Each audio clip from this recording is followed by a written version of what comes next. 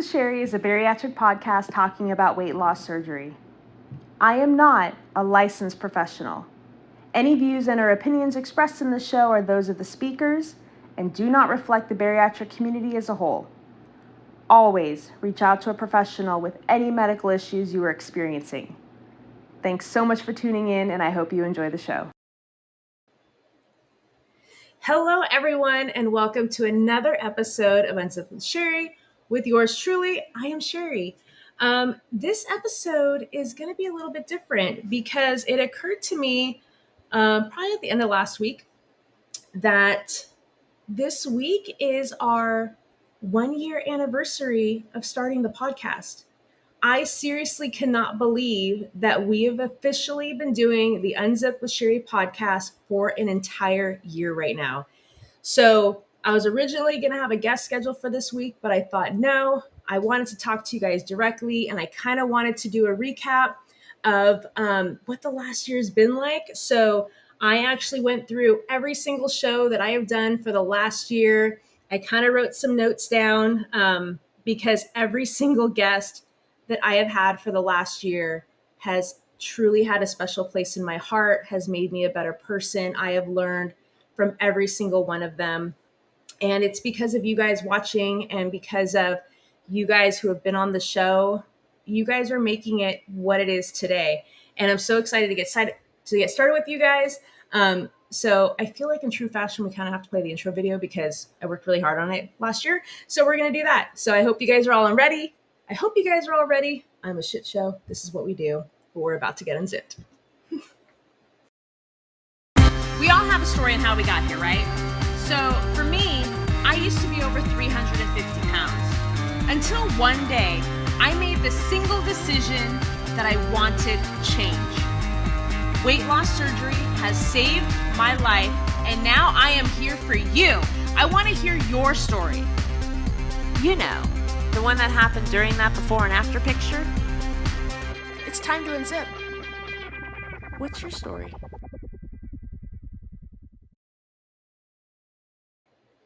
Okay, it's me again. I was looking at the comments, and Bobby, if I had tear ducts, I almost cried because that was like the sweetest thing ever. So Bobby, thank you. I kind of want to take a minute and just kind of recap like how this all came to be. And last year I was approached by somebody who wanted to do a podcast about bariatrics because I was so far out that she thought it would be really beneficial. And we were having a great time. I was getting to know people. I was interviewing people. It was so nice, like being as far removed as I was from the bariatric part of surgery. I no longer really considered myself bariatric anymore. Like I'm just Sheri. However, it was in talking to people in newer stages of their journey that made me reminisce on the struggles and the trials and the tribulations that came with the surgery and really made me humbled to be more appreciative of where I am now because I'm watching it through the lenses of newbies who are coming along. So I loved the idea of doing a podcast. I knew nothing about it. And this person did everything. Like she set everything up. She was getting the guests. She was the one who was like, you need to go on TikTok. We need to find people on TikTok. And I'm like, I don't know how to use TikTok. Long story short, it was going good for a couple of months. And if anything that this year has taught me is that sometimes shit does not go as planned and the rug can get pulled out from underneath you. And she decided out of the blue, she didn't want to do it anymore. She didn't want me to be a part of it. She didn't want to do it. She wanted to do her own thing and completely just ended everything abruptly. And it was one of those things that I was actually really devastated because I finally thought that we were getting a groove. I was meeting new people. I'm not one to actively go out and find friends. Like it was such a nice way to find people who were like-minded, who have been through the same thing that I had been. And so I called my husband. I told him what happened. And he said, well, do it yourself. And I'm like, yeah, I don't know how to do this because she handled everything. She set everything up. She, found everybody. And he goes, so fucking find a way. And I got irritated because I'm like, it's a lot easier said than done. Like I'm trying to grieve. I'm trying to like be sad. I'm trying to process everything. But he's like, that's not who you are. You need to lock it up, find a solution. If you really, truly enjoyed this, there's a lot of people that you can help by sharing people's stories and things that maybe you can't relate to that other people can relate to. And to be honest, he was right. And I spent the next 24 hours. I learned a program. I started learning how to do graphic designing. I know nothing about graphic designing. And I had the first guest, Chelsea, who was a friend of mine, who I was like, hey, she was originally going to be on the other podcast. And I think that's what bummed me out the most is I was really excited for Chelsea to share her story. And when it ended, I'm like, I wanted her to have a platform to be able to have a story because like she's not on TikTok, she doesn't have a ton of followers. And she was gracious and she came on the show. And we both didn't know what we were doing. I think we had technical difficulties. The lighting was terrible. Not that the lighting is great right now, but one of the things that I learned from Chelsea, and trust me, I'm not even gonna lie, I have a lot of notes down because we've had a lot of people on the show over the last year. But one thing that I loved about Chelsea's story is it was the first time I had heard what a duodenal switch was. I thought it was called a duodenal switch. I think some people still call it. But it was in hearing her giant, she has like this gorgeous smile that just lights up the room. And she was telling the story about, how her mother had passed away. And so she had been engaged and she's had surgery. And she was thinking about her wedding day and wanting to be able to wear her mom's wedding dress and not having her mom there. And at one point in the show, she had, I think she had come back again too, but she tried on her mother's wedding dress and it fit perfectly. And it was like this emotional and incredible NSV that she just truly felt like her mom was there. And I wanted to ask every guest what advice they would give to somebody who was going to have surgery. And so the first advice on the show was to do your research, to learn as much as you can, ask as many questions, and make sure that this is the best decision for you. And that first show kind of helped me get over my nerves. And like, granted, we've had issues along the way, but it was every single guest that I had thereafter had a different story. And that was one of the things that I loved about the idea of this show is, and we've talked about it a lot, that we see before and after pictures and we want, the end result that other people have, but we never really know how much story took place in between those two photos. And so I wanted to give people a platform to fill in the blanks. And yes, we all had the same basic fundamental issues. We dealt with obesity. We had a decision to have surgery. We had the surgery, some with complications, some without. Like if you take like the basic foundation, yeah, we're all in the same boat. We all had this surgery, but every single guest brought something different, brought a different perspective, had different results from the surgery, had different experiences. But one thing that I was learning after the show is how many people related to specific individual people. And I remember that the next guest I had was Ken, bariatric chef.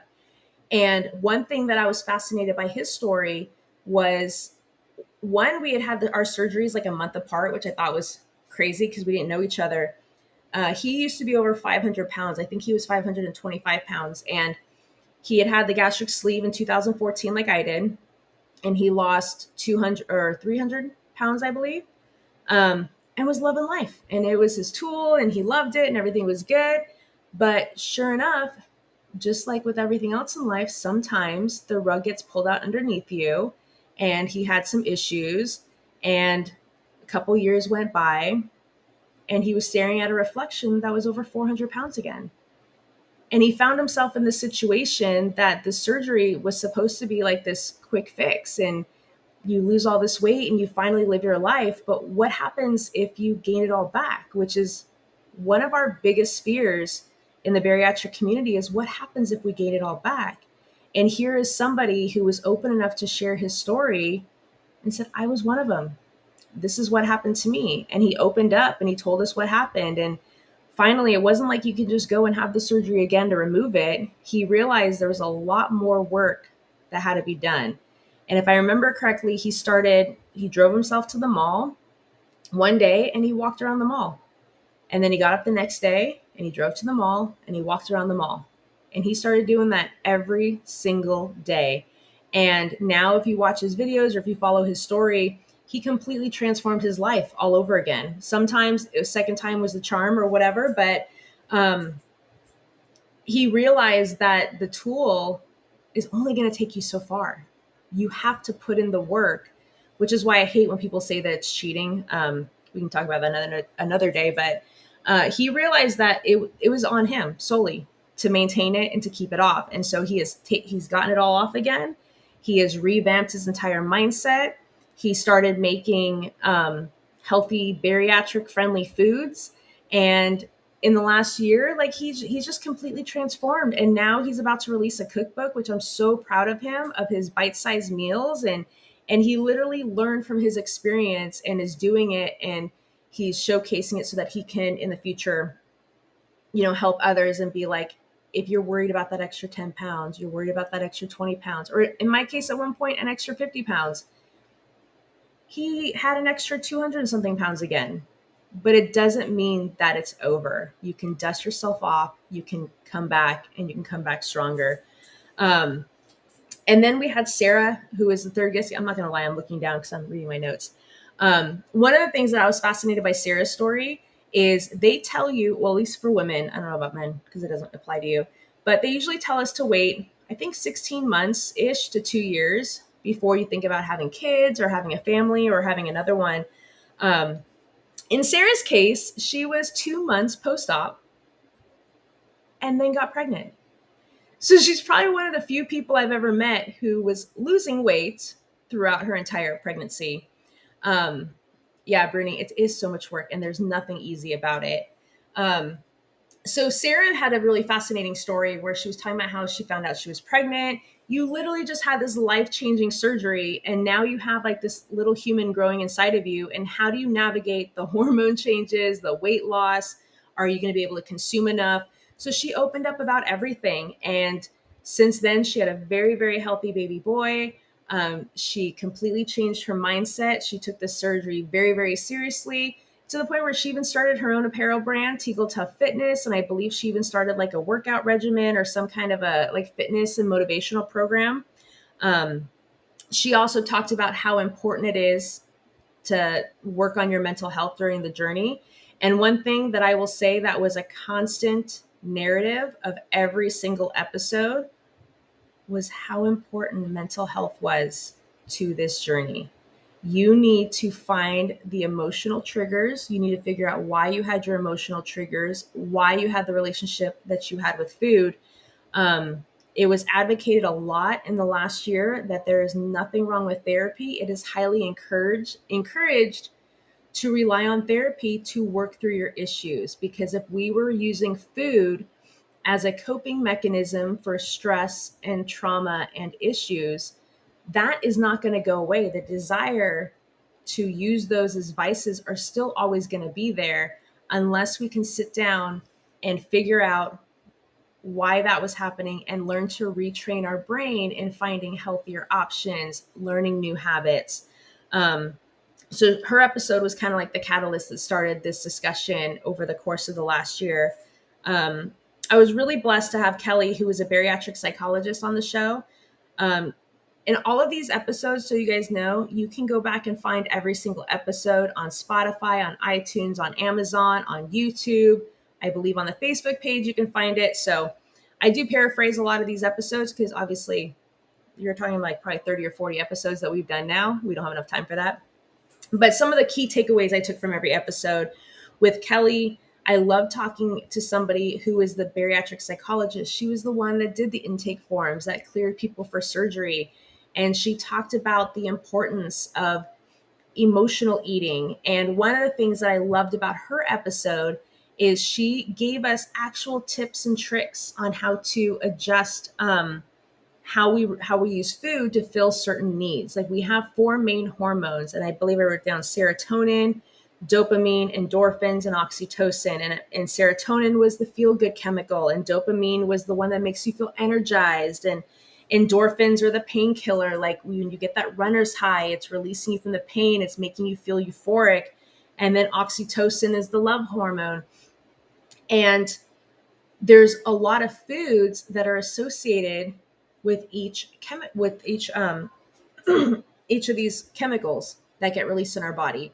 So I think it was like serotonin can be released with chocolate, and that's why we often have certain cravings depending on certain emotional things that we're going through. And so if you go back and watch that episode, she gave us physical activities and things that we can do to get the same natural chemical highs that we would have gotten in food and been able to replace it with other things in the future. So definitely go back and watch that one because that was a phenomenal episode. Then we had Holly, and Holly was one of those cases that when I do an episode, I meet with you guys. Anybody who's watching, who's been on the show before, we do a full interview ahead of time. We just shoot the shit. We talk about everything. We talk about what we're going to talk about on the show. And Holly, we talked about how her surgery got canceled the night before, and she kind of had like a panic freak out. And again, the rug can get pulled out from underneath us. So she walked us through how she had to adapt to it before she can get another surgery date. What was interesting though, and it's not funny at all, but I think it was within the first 5 minutes of that episode, she brought it up so casually, and she talked about childhood trauma, sexual assault as a child. And it completely caught me off guard because I wasn't prepared for it. It wasn't that I didn't want to talk about it, because I think we should be able to talk about anything and everything that has to do with personal, success and in mental health and well-being and the surgery. But she and I kind of let out a laugh because I was like, you didn't warn me about this. And she goes, honestly, Sheri, I didn't even think about it.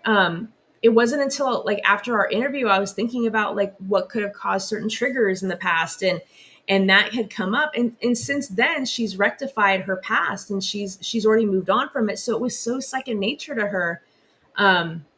But that did start a recurring theme that I noticed throughout the year that, some people, their obesity comes later in life. Sometimes it comes after having kids. In some cases, it starts in childhood with some kind of trauma or abuse. I mean, there's so many different elements that start it. But I was really glad, even though I would have liked to have been prepared so that we could have known exactly how to navigate through it and talk about it. I was really glad that it happened because it was truly organic and we were able to talk about it in real time, because that's what life is about. Life is about real time. Sometimes we don't have a chance to really prepare or, plan what we're going to do. Sometimes something's just thrown at you and you have two options. You just have to figure out how to navigate through it. So, I also loved with her story is she's an opera singer, and I've always wished that I could be like a singer. And to hear her talk about the first time she did her opera performance after her surgery and the NSV of fitting into the gorgeous gowns, like the corset dresses, and just seeing her face light up was such an amazing thing. So definitely watch out Holly's. I mean, who am I kidding? Like, you need to watch all the episodes basically. Because there's no one episode that's better than another. Like I said, I took away something from everything. When we had Michelle on the show, she was on the following week. And it was discussed ahead of time. It was really important for Michelle's episode that she wanted to talk about transfer addiction. And it was one of those things that they didn't prepare you for when you had the surgery. They don't prepare you for it in the psych eval or in any of the paperwork. They just give you soft foods and what foods to eat, but they don't talk about the emotional toll it can take and how oftentimes it's very common that you can transfer your addiction to food to another vice because you didn't know how to work through those issues that cause the emotional connection. So Michelle was very candid with her story on how she had turned to alcoholism post-op, and she walked us down the dark hole that she found herself in and told us the moment that she pulled herself out and she made the decision, this is not how I'm going to go. And she completely turned her shit around. And she is living so healthy and happy and has completely worked through everything. And she's doing phenomenally. But she wanted to make sure that it was talked about on a platform, because during her process, when she was in recovery, she would go to support groups. And she would go to bariatric support groups. And when she was in the group, she wanted to talk about, oh, thank you, lady. Happy anniversary, she said. She would go to these bariatric support groups and she would start talking about how she had turned to alcohol at one point. And the people who were running the support groups would physically shush her. And she didn't understand why, but they basically pulled her aside and were like, you're scaring the patients. Don't talk about that. You're going to scare them away. And she was like, they need to know about this. just because you have surgery doesn't mean you're going to turn into an alcoholic. No, but if I can't be the only one that had turned to that at one point. There's going to be other people there. So people should be aware that this is a potential outcome for people, so that you can understand what the triggers were, what the warning signs were, so that you can learn from that, talk to people who've actually experienced it, and move on. And so I was so glad that we were able to have such an open and candid and unfiltered conversation, because it was, as we say, like, it's not sunshine and rainbows 24/7. Yes, it's fun when I did my first cartwheel, and did NSVs that I never thought I can do, but mental health was never really talked about, and we've all had really dark days. And so I was really glad that we were able to talk about that. When Bobby, we had bariatric Bobby on the show. What was interesting about him, and we talked a lot about mental health in that episode too, because when he made the decision and had the first appointment for surgery to the time he actually had the surgery, it was a period of 2 months. Personally, I don't think 2 months is enough time to mentally prepare for any of this surgery. So it was really fascinating to watch how he navigated through himself, like not really having time to prepare for what your body's about to go through, what your brain is about to go through, and emotionally. Um, and he was one of my first, yeah, I think well, besides Ken, we had talked to Ken too, but I started asking all the guys on the show why men were not as vocal when it came to any kind of bariatric surgery. Um, and Bobby didn't really know what the answer was. And the only thing that he could think of was, because there's this stigma, like with men, you have to be strong like bull, and you have to, you don't show weakness. And for some people that could be looked at as a sign of weakness, again, like as a cheating or taking the easy way out. But he expressed heavily how important mental health is post-op, and making sure that you stay on track. Um, After the next week, we had Cindy on the show. And Cindy was a very unique case. I'm actually going to have Cindy back in the month of June. I had made the decision that for June, I wanted to celebrate Pride Month and have bariatric people on the show who are also part of the LGBTQ community. And Cindy was my first guest. Cindy, when she had the surgery, she had the surgery as a male, and talked about her journey at the time leading up to that. Um, Cindy is one of those very, very, very rare cases, when you have a complication post op. She ended up having an allergic reaction to, I think it was heparin, to the point where it landed her in the hospital. And I believe she was almost, if she was, I think it caused like a stroke, and she ended up in the hospital for days. And ever since that episode, she has still had issues, with her health and with migraines and dizzy spells. And I do believe since then she has become somewhat disabled and not able to work, the normal, kind of jobs that she would have done in the past. So she was very open about all of the side effects and the complications she had. And again, it was not to scare people, but it was to show, this is something that happened to me. It's possible it can happen to somebody else. But her attitude throughout the whole way was completely amazing. And she still had an amazing attitude. And when I asked her, I said, despite everything that you've been through, would you have gone through this? And she said, without even thinking about it, without a doubt. And because one of the things that this surgery brought her was, it brought her a level of confidence and knowing her value and her true worth and discovering her real self. And it was after she had the surgery that she realized she was living life in the wrong body. And so she's been living as a transgendered woman. She's kicking ass. She's a completely inspirational story. So definitely go back and watch that. I keep saying that. Just freaking watch all of them. I'm not going to keep saying that. I'm sorry. Her story was truly phenomenal.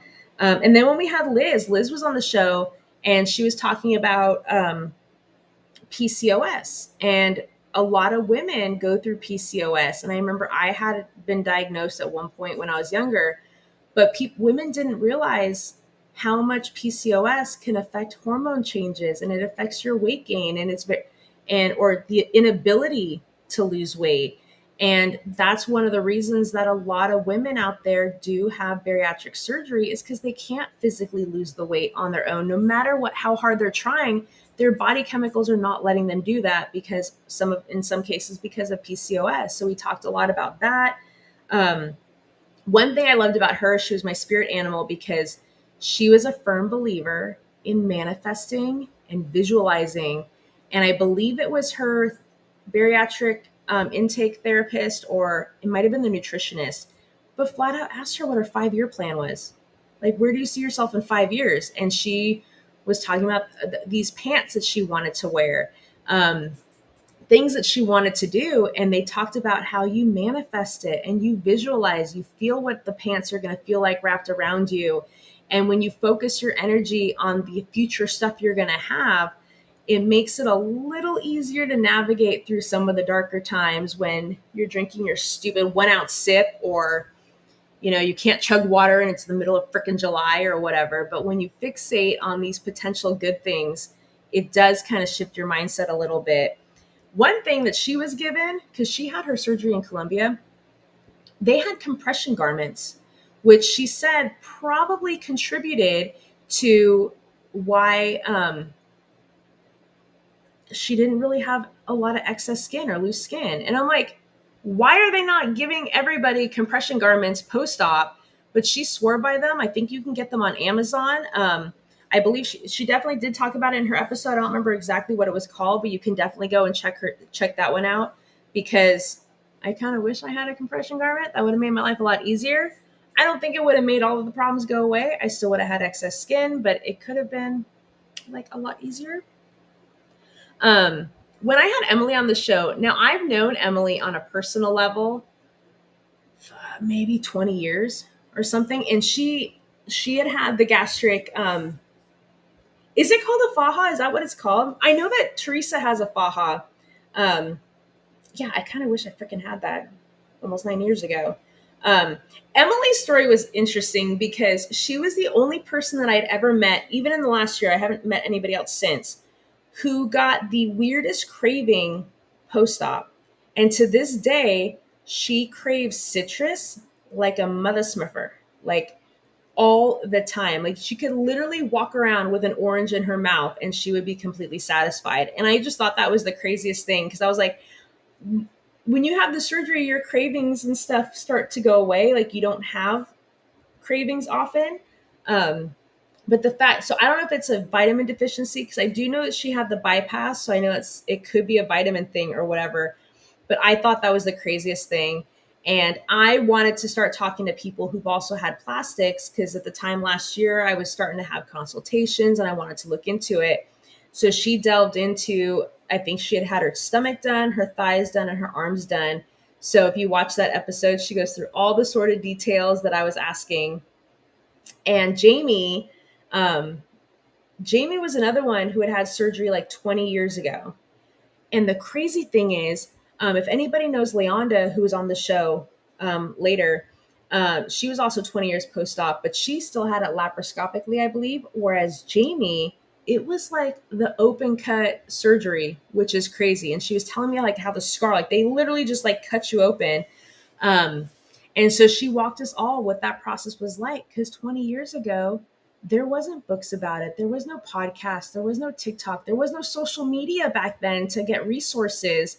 So she was definitely one of those people who was a lone wolf, who kind of had to figure it out with whatever instructions the doctors gave her. Um, One of the things I learned from that episode is she's a nurse, but she was talking about how there's a possibility post-op where you can have an iron deficiency. And she was talking about the symptoms, like when you have low iron, or if your iron is too low. She was telling me that like an ice cube tasted sweet. And I was like, I don't even know what that means. Like, it's water. Like, how does water taste sweet? And she goes, it does when your iron is super low. So I thought that was absolutely fascinating. And since that episode, I've had people confirm that in their cases, when they had an iron deficiency, water tasted sweeter to them, which I thought was fascinating. And then when we had Christine on the show, Christine was this little firecracker. She was somebody who had had surgery later in life. I believe she was in her 50s when she had the surgery. Um, and she has fiery red hair. She's a big personality. She's definitely an East Coaster. Reminded me of like family back home. And so we talked about what it was like to have surgery later on in life. And there's a lot of regrets. How often have we all said that we wish we did it sooner? We wish we did it in our 20s and our 30s. And in her case, she's like, I would have been happy even doing it in my 40s. Um, and in her case, we talked a lot about she didn't have a support system.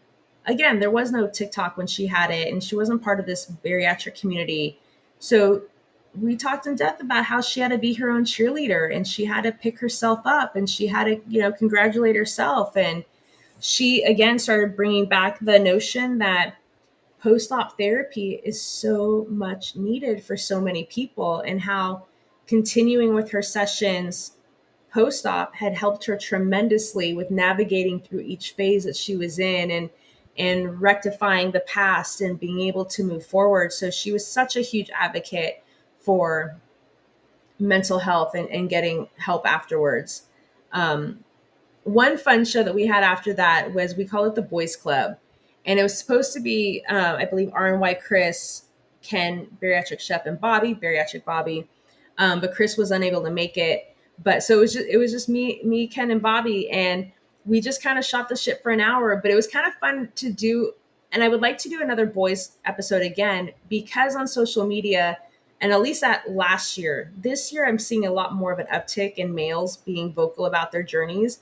But last year, there wasn't a whole bunch of guys that were talking about bariatric surgery. So I like the idea of giving the guys a safe space and kind of giving them the platform to talk about the things that affected them, that might have affected them differently than it affects women. Um, and in both their cases, they were part of social media, and they were part of TikTok, and they both had very decent followings. And so we were talking about, how you get attention when you never got attention before. And last year I had 100 followers, and that took me a long time to get to that point. So I couldn't fathom like what they were going through, and how you go from nobody noticing you to a lot of eyes on you, and how do you stay humbled by that attention that you're getting, and especially for guys who probably have women now throwing themselves at you, and you're like, whoa, ladies, the fuck was this shit in high school? Why am I getting this attention now? And so we were honest, and they were talking about, like, again, why they didn't think men were being as vocal, and how to navigate through all of this unwanted or unexpected attention that you're getting. And they were telling stories about how they've been recognized in public, ever since, being on TikTok. So that was a lot of fun. With Amanda, I really wanted to have on the show because, like I said, around this time, I was really interested in getting information on plastics. And I'm like, I'm one of those people, and I don't know about you guys, I want the sordid details. Like, I want to know everything. I want to know, like, how gnarly it is, like, how much blood. Like, I wanted to know about the drains that you get that I've heard about. I want to know about the pain. So Amanda, I had her on the show because she was recently post-op from having plastic, so everything was still fresh in her mind. I think she was only like 4 weeks out, so I don't think she had been cleared yet to work out yet. So she was giving us the sordid details on like what it was like, what the pain level was like. And we went a little bit about her backstory, how growing up and before surgery, she was very antisocial. She was very anxious. She had called it agoraphobic. Like, she would not leave the house. And this girl's in her 20s, like this, that was the decade that you're supposed to be out. And I could relate to that because I was that girl. I wasn't social like I would have liked to have been in my 20s, because you're afraid, and you're embarrassed by how you looked, and you're insecure. And to watch, it was almost surprising to hear that come out of her, because when you're talking to her now, she's so bubbly and she's so full of energy, and she just has this big smile on her face. And it was just a true testament, like how her complete demeanor and view of herself has changed so drastically as a result of this experience and being on this journey. Um, and then we had Jenna, and Jenna was one of my favorite guests, only because, well, I mean, like, all of my guests are like my kids, so like they're all my favorites. So, what was unique about Jenna's case is Jenna came on the show before she had surgery. She was going through the process, she hadn't gotten her surgery date yet. So, I thought it would be fun to talk to somebody who hasn't had the surgery yet and talk about what their concerns are, what the process is like, have her ask questions, get her perspective as not being on the other side of it yet.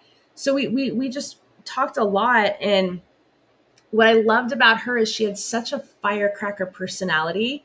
And she was one of those people that had the same personality. And like, if you watch her now, she's, I believe, 6 months post-op now, maybe 7 months. I'm not sure. Um, she has the same firecracker personality when she was 300 pounds or when she's not 300 pounds. Like, she was always a confident woman, no matter what size she was. And I admired that about her. And I wished that I was the same, because that was not my cards. I was wildly insecure. Um, so we did have Jenna come back again post-op and talk about what the experience was like. It was funny because she was like so like sunshine and rainbows going into the surgery. And then she was another one who had some complications post-op. I think she was hospitalized, I believe, for like malnutrition or like low fluids. I think she had to get like a couple IVs of fluids. And so again, there was a running thing that sometimes the rug gets pulled out from underneath you. It's not what you expect. But since then, she has recovered. She's doing phenomenal. So I'm so proud of her. I did want to start having more bariatric professionals on the show. So one of my goals for season, well, I guess technically we're in season 2. One of my goals for this second year is I would like to get more professionals. So I know that there's some of you guys who are watching. If you know people in the bariatric community, whether it's nutritionists, dietitians, psychologists, bariatric surgeons, I loved having them on the show because I thought it brought so much insight. And how many times, if you're on social media, are you getting asked the same questions day in and day out from multiple people? Because, it would be nice to have a platform for them to be on. So that's why I loved having Kayla on, who was a bariatric dietitian. And she talked a lot about how she works individually with each person. Because one of the things that we do in this journey is we're constantly comparing to what other people are doing. Some people have a 2-week pre-op diet. Some people don't have a pre-op. Some people did 4 weeks. Some people did 6 weeks. Some people had 6 months beforehand. Some people didn't have to do shit. Some of us started soft foods after 1 week. Some of us after 2 weeks. So every program is different. And one thing that I loved about Kayla as a dietitian is she works with her clients on an individual basis based on their individual needs. There's no cookie cutter plan for her. So her episode was very, very informative on when it comes to the 80-20 rule, which if you watch the episode, you can know what I'm talking about. And so, yeah. And then Ashlyn was immediately after. And Ashlyn was an interesting transition because she had bariatric surgery and then became like a counselor, like a bariatric counselor post-op. And so she got to bring this really cool perspective of helping bariatric patients from the perspective of being one of us and being a bariatric person herself. So I think it brought like another element to the people that she helps, because sometimes we can look at a bariatric therapist and they're giving us these tips and tricks, and you're just like, bitch, you've never been here. Like, you've never been fat and overweight and obese. Like, I understand that your job is to, X, Y, and Z, but there's something about when somebody can relate to you in a more specific way. I just feel like there's more of a connection there. And so she was really great. She had also had the panenectomy, whatever it's called, the skin removal surgery. One thing that was a topic in her episode, and we hadn't talked about it up until that point, is what we called reverse body dysmorphia. And one of the things that we talk about a lot in the bariatric community is the body dysmorphia post-op, whereas either you don't see yourself the smaller size that you really are, you still see the fat person in the reflection. But she and I had bonded in that we had the opposite effect as well. And before surgery, when we were at our heaviest, we did not see ourselves as big as we really were.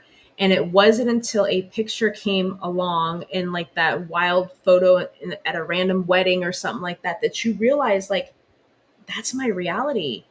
And for me, I didn't see it. In my head, I could still physically do all of these activities and conquer all of this stuff. And in reality, I couldn't. Like my head said that I could, but my body physically wouldn't do it. So that was a huge wake up call for me. So it was really nice to know that somebody else could relate to that, because up until that point, even in the last 8 years, I never had anybody talk about this reverse body dysmorphia. And it just went to show that how many people are going to have so many different experiences, but there's always something that someone can relate to. Um, Oh yeah, I love the guys being highlighted, but they don't get highlighted often, which is very very true. And so I do want to plan another episode this year where I want to have some more guys be a part of the conversation, because in those two they had very different personalities and different viewpoints and different like journeys. So it would like be fascinating to get like even like maybe 3 or 4 guys in a panel. We'd have to test it first. Um, and have like a real conversation, because like there's a lot of questions that girls want to know about the guys too that we don't have to deal with and we secretly want to know the answers to. So finding guys that are open enough to be able to talk about that.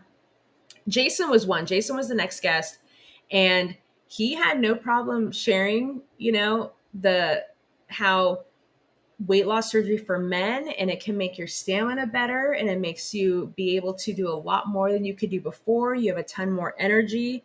um, his story had broken my heart because he was talking about his kind of like his rock bottom moment, like the pivotal moment that made him want to have surgery.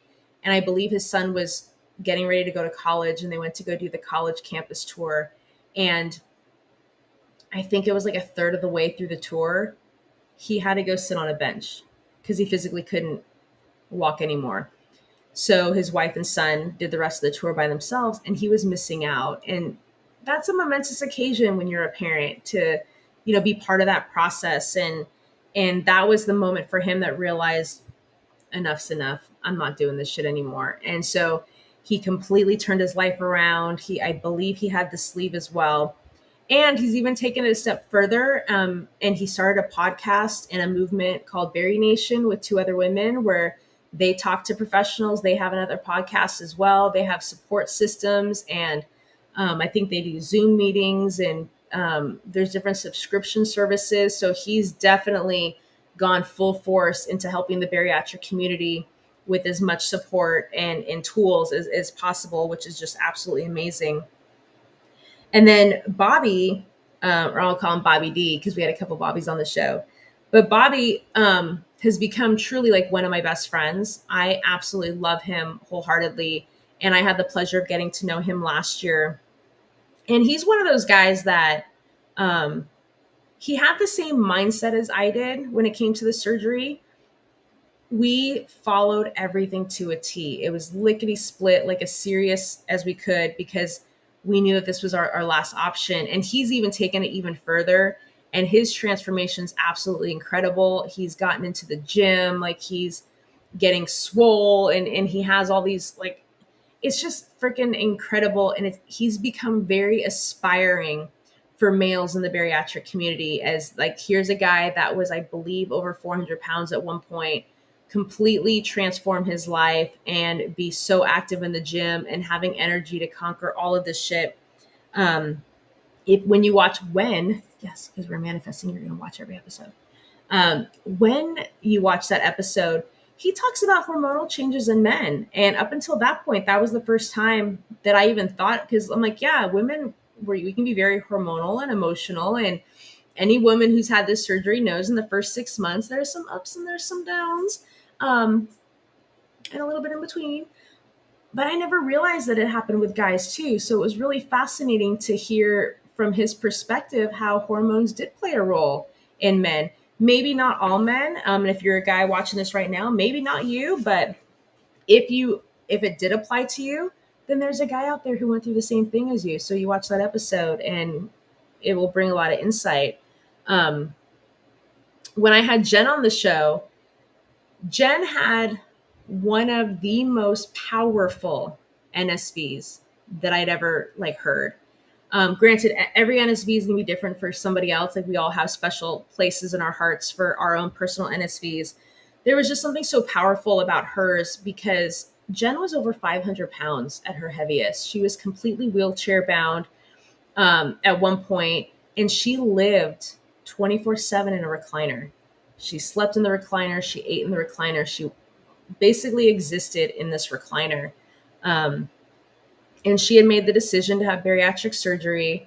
And I think it was like a year and a half later, whatever it was, um, she happened to come across her recliner, and she wasn't sitting on it anymore, but she happened to sit in it and she was able to sit. And I remember she had said like she kicked her legs over the side. And it was such an overwhelming feeling because this thing she lived in. And now she doesn't even think about it because she's out there living her life. And her boyfriend at the time took the recliner out into the backyard and gave her something, and she beat the absolute shit out of that recliner. And she got all of her aggression for how she let her life affect her weight and affect her mentally and affect her physically. And she got it all out on that recliner as a reminder that she will never go back to that place ever again. Um, During her journey, it was interesting because she was scheduled to have a tummy tuck and she had gone through the whole process, the whole pre op. She's literally the morning of surgery is getting ready to get wheeled out. They happened to do a pregnancy test and found out she was pregnant and didn't even know. So she ended up having a very, very healthy baby. But obviously her tummy tuck got pushed back a little bit.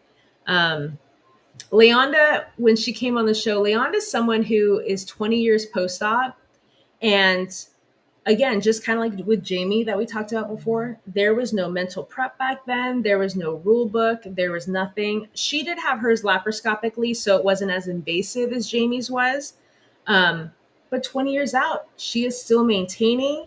And in the bariatric community, at least on TikTok, she truly is a shining light in the community. She's very uplifting. She's everybody's biggest cheerleader. She's absolutely great. And she on her episode she talked about like she's had some really hard times, again recurring theme, sometimes the rug gets pulled out, and dealing with the death of her father and dealing with the need to go back to old habits, especially in grief and depression. And I think she had minor setbacks, but she was honest with it. And when the time was right, she picked herself up and she's back on track. And she's been maintaining 20 years out. And so she's truly an inspiration to those who are newbies, that here's somebody that you can follow and listen to that is so far removed from bariatric. Like she's not bariatric anymore. She's just Leonda, but she still plays a prominent role in the bariatric community because she genuinely wants to help and inspire. Um, I was really excited the following week also because we had Dr. Paya. It was my first bariatric surgeon. So I had a fuck ton of questions to ask him. And then we asked people, a lot of people were watching that episode because they wanted to ask questions, because I feel like on social media, we ask each other the same questions. There's constant debates on people's opinions on moderation versus no moderation, straws versus no straws, carbonation. So we just kind of grilled him for the whole hour and asked him every question that I could fit into an hour's time. Um, I did learn in that episode that we have different size sleeves. Like, did you guys know that? There's different gauges to your sleeve. So when people say that my sleeve is bigger than your sleeve, there's probably truth to that. And so it was fascinating to hear him, describe like what that means and the tools that you use to have the surgery. Okay, I might lie. The following guest was probably my personal favorite because it was my husband. Eric came on the show, and Eric had told me even when I was doing the podcast with the other girl before I started my own, he was an advocate. He's like, you need to have me on the show. And I was like, why do I need to have you on the show? He's like, because people need to know how bariatric surgery affects the partner. What does this mean for the partner? And I was like, either A, you really want to help people, or B, I feel like you have a lot to say that you've had bent up for the last 8 years. So we had Eric on the show. And so he basically talked about bariatric surgery from the perspective of the partner who didn't go through surgery. Um, we talked about issues as far as like how it affected them, like having one partner not being able to consume as much food, how that changed dynamics in the relationship, especially when you guys bond over food. We talked about everything we could think of, including like potential jealousy post-op, if one person's getting more attention, or how can it affect the relationship when one person is on a different trajectory than the other. And Eric and I have always been very vocal about wanting to be real and honest with our journey, because if it helps other people either learn from our mistakes or learn from what we're doing right, we wanted to be able to do that. So, all right, I know we're not supposed to have a favorite, but that's probably one of my favorites. Um, when I had so after that we had Paige, and Paige was an interesting story too, because she kind of like with Cindy had a lot of health issues, not only pre-op but also post-op. And to this day, I think she's like 3 years, no, maybe she's 2 years post-op now. Um, she had complications post-op, and she too suffers from like migraines and health issues and dizzy spells. But I really wanted to have her on the show is to, one, again, talk about the realities that no, this doesn't happen to everybody, but this happened to Paige, and this is how she navigates through it. But I loved her because she still had a positive attitude despite everything that she had been through. And she still keeps herself motivated, and she still finds, you know, ways to push through when she's having a rough day, and she prioritizes like what's important to her in life. And her husband was a big, motivator for her to keep staying on track. And so it was nice to hear that yes, some people are struggling, but there's two options. You can feed into it and let it cripple you, or you can keep pushing despite it and learning to adapt and to change and to find other avenues to get yourself through it. um Okay, first of all, I just want to say I really like it when you guys are on the show with me, because I'm not doing all the talking. But I am excited for this one because, like I said, I can't believe it's been a year. And as you can see, every single guest I've had has had some different crazy story. Becky's was probably one of the craziest stories I heard. I know I probably already said that twice today. Becky was another one who had bypassed 20 years ago. I believe hers was laparoscopically too. Um, the craziest story out of Becky's journey is she had a very successful weight loss surgery, recovered fine. Um, then I believe she was like around 18 months post-op or something like that.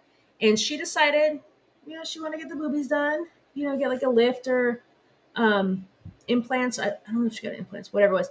So she got a boob job. I think the month before that, she had gotten LASIK eye surgery. She was starting to ride her on the motorcycle with her boyfriend. And one day she happened to go for a checkup. Oh, I think she was going for like a post-op checkup after her boob job. Long story short, that LASIK eye surgery, that boob job, those motorcycle rides, she was doing while pregnant.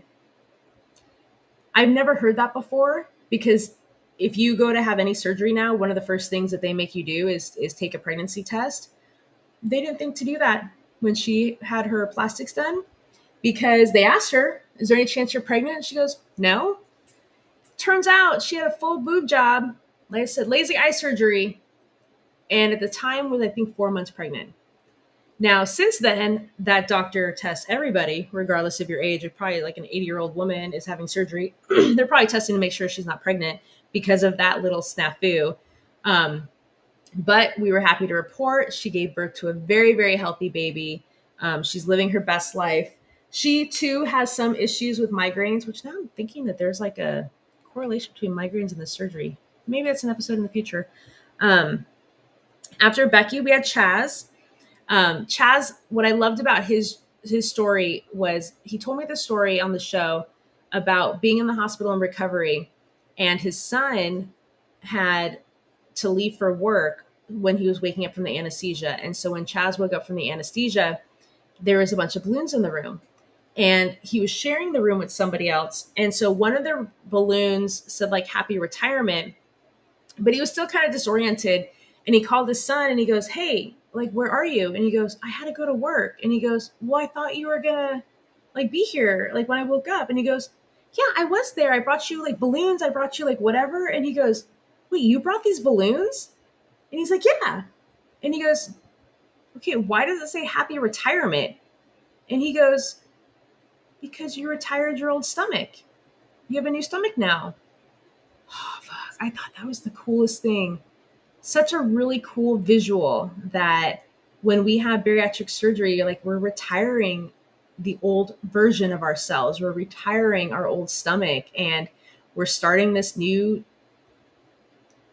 path to get together. And so I thought that that was one of the coolest stories that I had heard. After Chaz, we had Chris. We were starting to get, so like I said, we're starting to get some more guys on the show because guys are starting to be more vocal. Chris is like a little firecracker too. Like I love watching him on TikTok. He's always like pumped full of positive energy.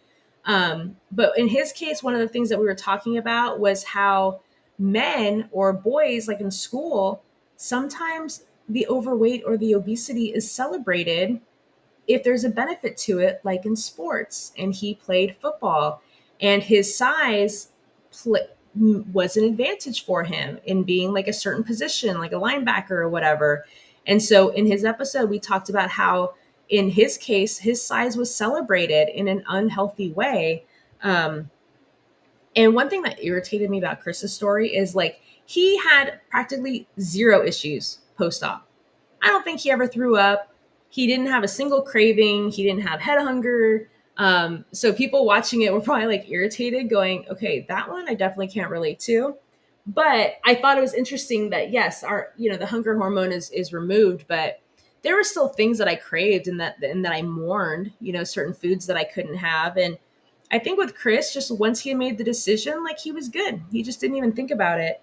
Um, Dee Dee was another great story about the realities on why we become obese. And like I said at the top of the show, she in Dee Dee's case, it was a lot of child and younger abuse and trauma that she eventually turned to food. And she told us the reality, like the day that she made the decision to have surgery, and how it was a very emotional decision. And we talked a lot in her episode about trauma and how we're not immune to it. We're not immune to bad things happen or to grief or to devastation of any kind. Um, and I'm a firm believer. Like I said, it just depends on how you want to navigate through it. We can let it cripple us, or we can learn from it, learn from our mistakes, and continue stronger. Um, with Mike's one of those guys that just has the most positive attitude regarding everything. Like he was talking about how important mindset is, and it's so important to get yourself in the right headspace before surgery. Talk to as many people as you can, get a ton of different opinions and whatnot, because this is one of the hardest things that you can do mentally. So the earlier on that you can shift your mindset to focus on the positive and not the negative, the more successful I do think that you're going to be. And it's all about changing your thoughts and what we're fixating on. If we're fixating on not being able to have pizza, or are we fixating on, I can't wait to cross my legs? It's all about perception and what we're choosing to focus our energy on. Um, when Teresa came on the show, Teresa, her case is very unique because, in the sense that she was over 600 pounds and had surgery, and she has now lost 437 pounds. But with that massive weight loss, she had excessive hanging skin to the point where it was affecting her day to day life. And in her case, it was affecting it so bad, it was almost like becoming disabled all over again. It was almost like having to deal with obesity all over again, because you're limited in what you can do, you're limited in what you can wear, you're limited in your activities, and the quality of life is not necessarily improved by weight loss surgery. Like, yes, your organs and physically you're better, but this was a huge setback, for her, when it shouldn't have been that way. But unfortunately, our bodies all heal differently too. And with 430 some odd pound weight loss, you're going to have some lose skin, and there's no two ways about it. And so she ended up having surgery where they removed the skin in one shot, which was told. I think she had told us that normally they'll do that in segments. They'll plan a couple surgeries, but in her case, they did the entire surgery in one shot. And so she literally woke up 47 pounds lighter. They removed 47 pounds of skin from her body. And talk about the mental turmoil, like the mental, how that affects you, which is just absolutely incredible. And she did that, and she tracked her journey on the TikTok, and she was in the recovery stage with, and had her video blow up so much that she had almost 1 million followers, like almost overnight, and how to go through such an emotional change with all of these eyes watching you. So it was nice to talk to someone who can learn from, the unexpected surge of a social media following, and how you can still remain positive amongst the haters and people who are negative towards you. um, Jeff, thanks for tuning in, and thank you for the happy anniversary comment. We're going to get to you in a second. After that, we had Melissa. Melissa was another unexpected, incredible story. And in that episode, we talked about the importance of being your own advocate when it comes to your health, because oftentimes when you are on the heavier side, it's very easy to place every blame of your ailments on your weight. And that was Melissa's case, in which she was constantly told, well, it's because you're overweight, lose some weight. She was talking about pain. She was being uncomfortable. She was gaining weight like crazy. Like, she was on very, very strict diets, but she was gaining crazy amount of weight. Couldn't understand it. They kept turning her away. Try a little harder, drink more water, whatnot. Um, Long story short, go, and if you watch, when you watch that episode, she had an ovarian tumor, and on both of her ovaries, and to the point where they removed 80 pounds worth of encapsulated tumors from her body in one surgery. And it was an important reminder that if you know that something is wrong with your body and something does not feel right, do not let people just brush you off. You keep fighting for yourself until somebody listens. It is so important, because no one's going to be a bigger advocate for you than yourself. Um, when we had Jeff on the show, Jeff and I would talk about, how we used humor to cope through, obesity, and we were the funny fat friends. And it was interesting to kind of talk about this weird transition of coming from being the funny fat friend to just being the funny friend, and how there's many of us who would use humor as a way to hide our insecurities, and we would purposely put down ourselves or make fun of ourselves, thinking that, well, if we do it, then they're not going to do it. We kind of beat them to the punch, but instead we're constantly like promoting our unhealthy opinions of ourselves by making jokes about it. It's almost like we're being passive towards ourselves. And in his story, I remember that he had told me this story about his dad making a comment to him as a little kid. And I think that we often don't realize how sometimes words can stay with us for a really long time. And we don't realize how it affects us until sometimes later on down the road. And I was just talking to somebody about that today, that one of the things post-op that you're not prepared for is there's certain emotions and memories and experiences that start to come flooding back to you unexpectedly, and it can catch you off guard. And so that was one of the topics that we wanted to talk about in hopefully like an upcoming show, is how things from our past can just resurface at any time without us being prepared for it, and how can we navigate through that, and how do we get through it.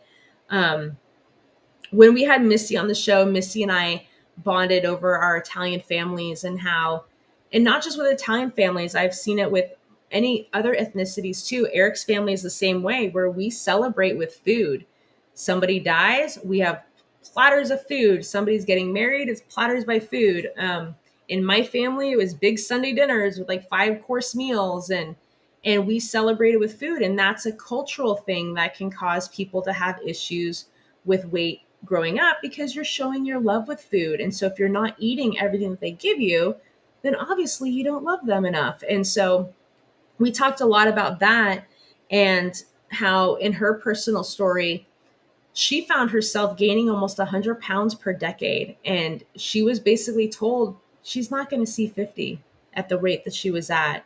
So she made the decision to completely transform her life. And in her episode, we talked a lot about how we constantly compare ourselves to other people and why it's so detrimental that we stop that line of thinking, because we can't compare ourselves to other people's journeys. All of our journeys are the same. I've just named like 30 or 40 different people that we've had.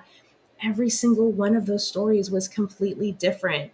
Some of them had similarities or some things in common, but everyone was different. And so Missy was a firm advocate that we need to stop this trajectory of, I didn't lose as much as so and so, or I'm the same weight as so and so, but I don't look the same. And all we can do is we can compare ourselves only to the reflection in the mirror, and that's it.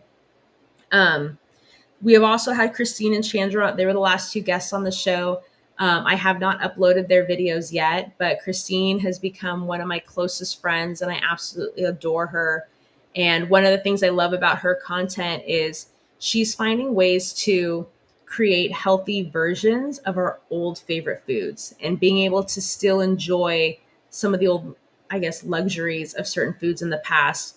And then with Chandra, you guys can watch that show. It's already up, but she's become like this physical beast, and she went from suffering her whole life with obesity to just signing up for her very first powerlifting competition, and she just started powerlifting training. And watching Eric do that, freaking insane. Like, the regimen is freaking insane. So to be honest, I didn't really have I didn't really know what to do for my first 1 year post-op, not post-op, my first podcast anniversary. But then I was thinking this morning, I wouldn't have a podcast if it wasn't for these people who've been a guest on the show. Like, every single one of you have made me a podcaster. I can sit here and just hold a mic and just ramblings or whatever, but I don't think that's what makes me a podcaster. What I feel like about podcasting, it's a conversation, it's sharing, it's learning something new. It's, I don't know, like on a human level, talking about things that maybe not everybody else is talking about. And so I would not be here today. This last year has been absolutely incredible. I actually ran out of time. Like, we are over time in the show right now because I've had that many amazing experiences and conversations with those of you who've been on been on as a guest. Um, so truly, from the very, very bottom of my heart, I thank each and every one of you so much for having the courage to share your story in a public setting, in the hopes that you're going to resonate with at least one person that can relate to you and know that they are not alone in their journey. And I am so excited for the next year. I want to start doing stuff on the road. I want to take the show on the road. I want to, do more meetups and meet people in person and do bits. And so if there's topics that you guys would like to talk about, I mean, we've talked a lot about a lot of different topics on the show over the last year, but we haven't even scratched the surface. There's so much more that goes into it. So if anybody has a specific topic that you would like to see discussed on the show, send me a message, comment on the video that you're watching, or reach out to info@sheriarcuria.com. If you've had bariatric surgery, or even if you're thinking about having bariatric surgery, reach out to me also, because I would love to either have you as a guest, or I can put you in touch with any of these guests that I've had that you can talk to that would be a plethora of support for you on your journey. And like I said, I seriously can't thank you enough. Like, we didn't even scratch the surface on what my life on a personal level has been like in the last year since doing this podcast. Maybe we'll save that for another episode. Um, but yeah, I'm very, very excited to see where this is going to take us. So on that note, thank you so much for letting me ramble today. I actually prefer having a guest on the show because it takes a lot of pressure off of me and you guys do most of the talking. But like I said, I thought this was important to me, that I wanted to be able to highlight and remind you of all of the amazing guests, and also let you know, go and if you have not watched their episodes, go back and watch their episodes. There is something for everyone. And so, yeah, I got nothing. I'm just overly blessed, over the moon excited. And so on that note, I love you guys very much, and we will see you next week with our regularly scheduled program.